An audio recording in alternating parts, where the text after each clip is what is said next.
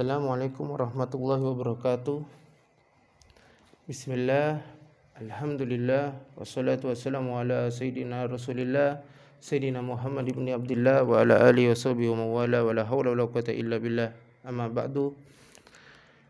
Pada kesempatan kali ini kita akan membaca kitab yang ringkas namun sangat besar manfaatnya, karena di dalamnya mencakup 3 hal. Yang pertama usuluddin, urusan akidah secara ringkas, kemudian hukum-hukum fikih ibadah yang wajib bagi mukallaf secara ringkas, dan juga tentang tazkiyatun nufus, pembersihan hati dan jiwa atau akhlak atau tasawuf secara ringkas, yaitu kitab Ar-Risalatul Jami'ah wa Tadhkiratun Nafi'ah karya Al-Alimul Allamah Al-Habib Ahmad bin Zain Al-Habsyi.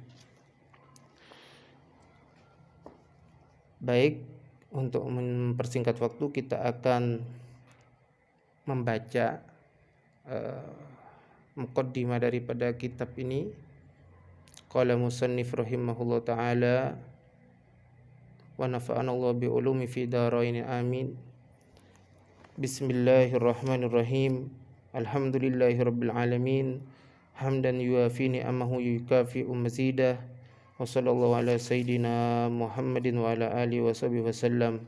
Qala Rasulullah sallallahu alaihi wasallam, talabul ilmi faridatun ala kulli muslimin. Wa qala sallallahu alaihi wasallam, man salaka tariqan yaltamisu fiha ilman salakallahu bihi tariqan ilal jannah. Wa ba'du.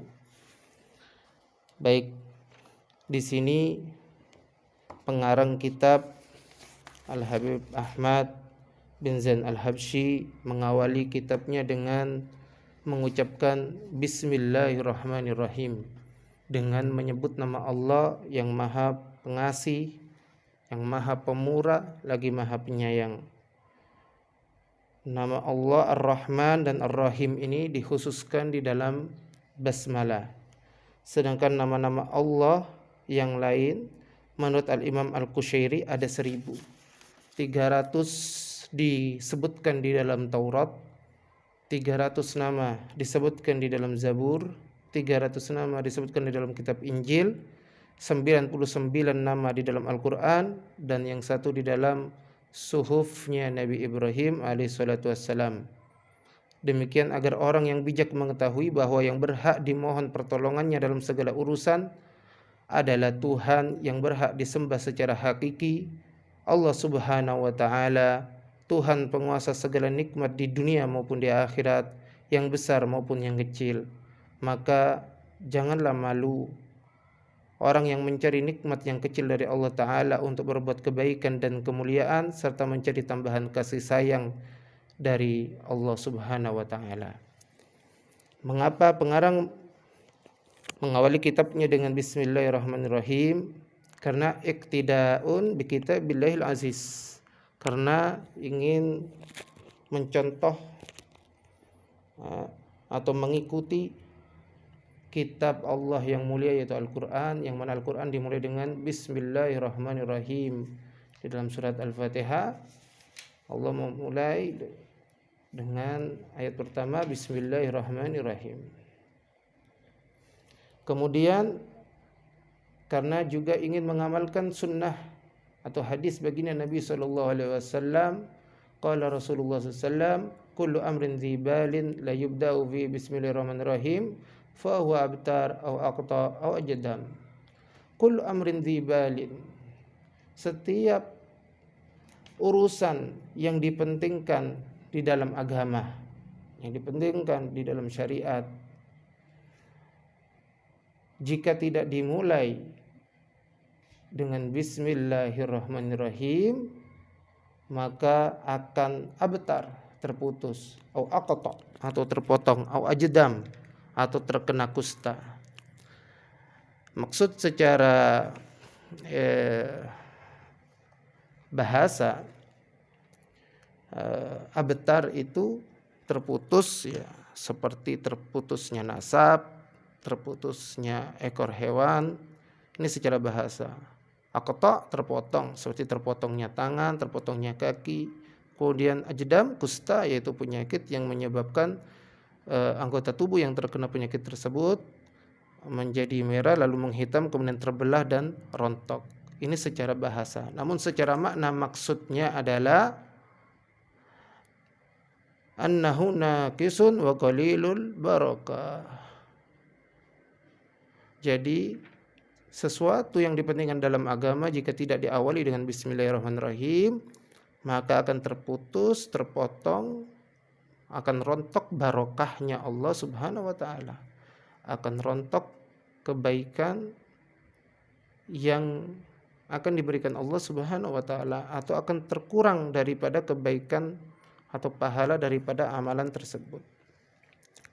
Oleh karena itu, musannif di sini pengarang kitab memulai kitabnya dengan bismillahirrahmanirrahim. Kemudian di dalam basmalah itu terdapat 5 kata. Di dalam kalimat bismillahirrahmanirrahim ada 5 kata. Yang pertama huruf atau kata ba, ya. Artinya itu menjelaskan keterkaitan ataupun juga permohonan tolong atau juga bisa tabarrukan, mencari keberkahan. Minta tolong dengan apa? Atau mencari keberkahan dari siapa? Dari kata yang kedua yaitu isim. Kata yang kedua itu isim, ismun, yaitu nama. Ya. Mushtaqun minas sumu wa huwal ulu wal irtifa'. Jadi ismun itu artinya atau berakar kata dari kata as-sumu, yaitu bermakna sesuatu yang tinggi atau kedudukan yang tinggi. Ya. Jadi yang pertama bismillah huruf bi, yaitu dengan meminta tolong kepada Allah, dengan mencari atau bertabarukan, mencari keberkahan dari namanya Allah. Ismun itu nama yang tinggi. Kemudian kata yang ketiga bismillah itu Allah, ada kata Allah. Allah alamu ala dzatil wajib al-wujud wal al-wajibul wujud. Jadi Allah itu adalah suatu nama bagi zat yang wajib keberadaannya. Ya.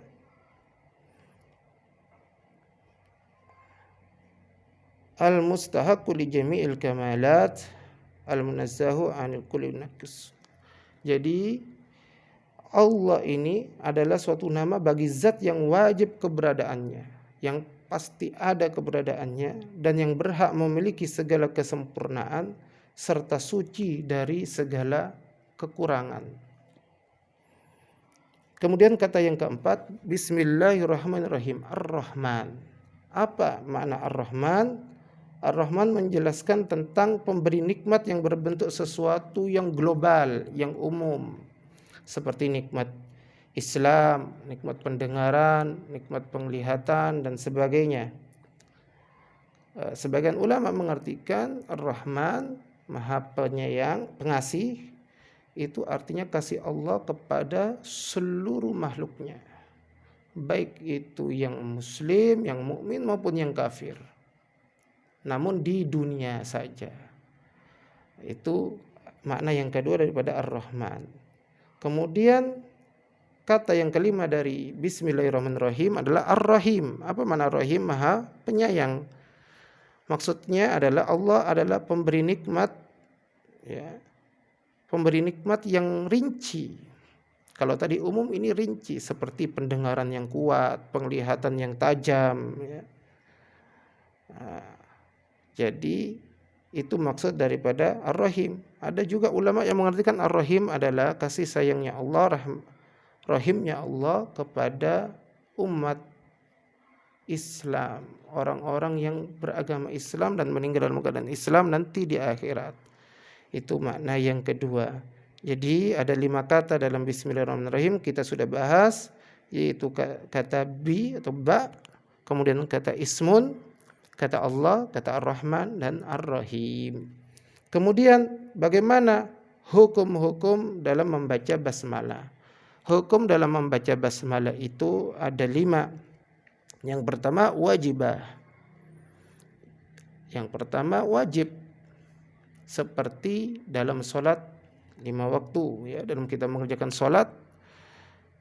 Kapan wajib membaca basmalah? Ketika membaca suratul Fatihah indal Imam Syafi'i, di dalam madhab Syafi'i. Di dalam madhab Syafi'i, membaca basmalah di dalam Al-Fatihah adalah wajib. Kemudian hukum yang kedua adalah sunnah. Hukum membaca basmalah adalah sunnah. Kapan dikatakan mandubah atau sunnah? Inda kulli amrin dzibalin. Jadi pada perbuatan yang dipentingkan oleh agama. Semua perbuatan yang dipentingkan oleh agama. Contoh seperti menulis kitab, ya, membaca kitab-kitab yang bermanfaat, ya. Kemudian seperti juga makan, menggunakan pakaian, jalan ke majelis taklim, keluar rumah, mau bekerja. Ini yang dipentingkan dalam agama. Karena makan, kita niat makan kita agar tubuh kita menjadi kuat sehingga kita bisa beribadah. Kemudian kita berangkat bekerja untuk mencari nafkah untuk keluarga sehingga tidak minta-minta. Ini dipentingkan di dalam agama. Semua hal yang dipentingkan dalam agama maka disunnahkan untuk diawali dengan membaca basmalah atau bismillahirrahmanirrahim. Itu hukum yang kedua. Kemudian hukum yang ketiga mubaha, yaitu mubah. Jadi kapan membaca basmalah itu mubah? Pada setiap perbuatan yang tidak terdapat kemuliaan di dalam perbuatan itu. Artinya yang tidak dipentingkan dalam agama. Seperti apa? Hal yang biasa, memindahkan satu barang dari satu tempat ke tempat yang lain. Saya seperti memindahkan buku ini, kitab ini dari satu tempat ke tempat yang lain. Ini sesuatu yang biasa saja, maka itu mubah. Boleh-boleh saja mengucapkan basmalah. Kemudian yang keempat, hukum mengucapkan basmalah adalah makruha. Makruh. Artinya jika dikerjakan ia tidak apa-apa atau rugi, tapi kalau ditinggalkan mendapat pahala. Ya, kapan mengucapkan basmalah menjadi makruh? Pada saat melakukan perbuatan yang bentuknya makruh. Seperti mencabut uban atau menyemir uban dengan warna hitam, itu kan makruh. Atau memotong habis jenggot bagi laki-laki, itu makruh. Maka tidak disunnahkan atau tidak dianjurkan untuk mengucapkan basmalah ketika akan melakukannya. Malah hukumnya makruh. Kemudian yang kelima hukumnya adalah muharramah atau haram. Kapan mengucapkan basmalah menjadi haram? Yaitu saat melakukan atau pada perbuatan maksiat. Perbuatan maksiat. Seperti zina, dusta, ghibah, mencuri dan lain-lainnya, maka haram mengucapkan basmalah. Oh, saya mau mencuri, bismillahirrahmanirrahim, saya mau merampok orang. Ini haram. Tidak boleh mengucapkan basmalah di dalam perbuatan-perbuatan maksiat. Mau zina, bismillahirrahmanirrahim, membaca doa, mau zina, maka ini haram, diharamkan, maka berdosa jika melakukannya. Ya. Diharamkan mengucapkan basmalah pada perbuatan-perbuatan yang maksiat. Itulah hukum-hukum daripada membaca atau mengucapkan basmalah. Kemudian wa syurutu nadbil ibtida'i biha. Syarat-syarat agar memulai perbuatan dengan basmalah itu hukumnya menjadi sunnah. Maksudnya syarat-syarat agar membaca basmalah ini menjadi sunnah apa saja? Yang pertama, perbuatan itu harus tergolong perbuatan yang dipentingkan oleh agama. Seperti yang tadi saya sebutkan, harus dipentingkan oleh syariat. Maksudnya bukan perbuatan yang berbentuk haram, maksiat, bukan perbuatan yang makruh, atau perbuatan yang tidak bermanfaat. Contoh perbuatan yang haram tadi seperti berzina, mencuri, merampok, membunuh, maka tidak disunnahkan baca basmalah, malah itu hukumnya haram. Kemudian pada perbuatan yang makruh, seperti tadi mencabut uban, ya, kemudian memotong habis jenggot, atau mohon maaf merokok, maka makruh mengucapkan basmalah, tidak disunnahkan membaca basmalah. Mau merokok bismillah, tidak disunnahkan, ya.